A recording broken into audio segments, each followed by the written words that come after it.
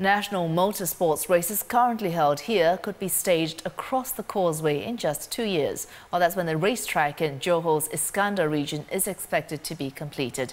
As Channel News Asia's Pertwan Singh finds out, the motorsports community in Singapore is gearing up for this new attraction. Its dream of having a motorsports hub in Changi was dashed last year. Now the Singapore Motorsports Association believes it has found an alternative venue to hold its races in Fastrack Iskandar, which is just a 10-minute drive from the second link. It is a full-fledged motor racing track, so we can have events, national events, both for cars, motorcycles and go-karts, right? So even if we do not have all our events there, we can have some of the part of the rounds in the championship there, using the circuit. Currently, car and motorcycle races are staged in open spaces, while some legs of the national karting competition are hosted at Singapore's only karting track in Johor. Once there's a permanent and more easily accessible track, I think, international standard track, I think the growth will be much more stable. And I think we'll see more drivers, more karters. Motor enthusiasts say racing in Iskandar also brings cost savings because they require less petrol to drive up to Iskandar compared to Sepang. For us to actually prepare our cars to go all the way up to Sepang, that would incur us about, say, 300 Sing dollars to and fro, inclusive of petrol, inclusive of toll fees.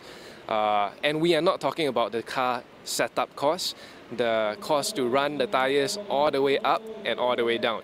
So there will be a lot of cost savings, that's for sure. Besides the main 4.4-kilometer Grade 1 track, Fastrack Iskandar boasts a 1.2-kilometer go-kart circuit and another off-road track for sport utility vehicles. The main track can be used to stage a Formula One race, but the owners say they have no plans to do so. We don't intend to organize an F1 race, so anything below F1 grading, it's possible. We're looking at more classical events like GP races, GT races and all sort of thing, including motorbikes too, superbikes. Nevertheless, racers will find the track no less challenging. Its designer, Hermann Tilke, the German who has designed numerous F1 circuits, believes taming the track will prove to be a tough challenge for racers. It's challenging to learn it, to have at the Nürburgring, per example. Nürburgring has thousands of people each year who want to learn it because it's so difficult. And I think this will be the same here.